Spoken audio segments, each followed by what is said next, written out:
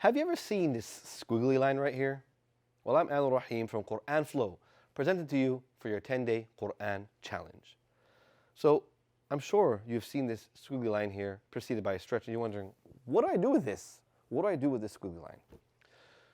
So this is an elongation, a stretch of the sound. Now, all of you know about your simple stretches, e, u, right? That we have that presented all over. But sometimes you may see the squiggly line and you want to know, well, what do I do? Well, I'm going to present to you a scenario here today.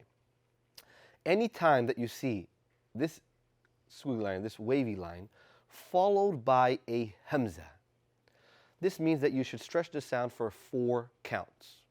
Okay, Mr. Adam, what is a count? What does 4 counts mean? Great, I'm glad that you asked that question.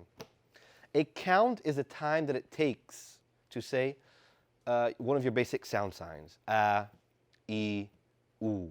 Right, so you're going to 4 times that. A, E, U.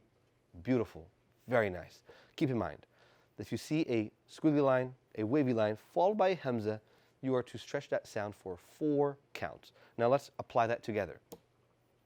أعوذ بالله من الشيطان الرجيم بسم الله الرحمن الرحيم إنا أعطيناك الكوثر فصل لربك وانحر إن شانئك هو الأبتر.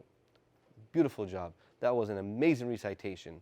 Now, if you want to learn about the other scenarios and the other lengths of counts of stretches that we have, visit us at quranflow.org for more details and enroll in our upcoming semester.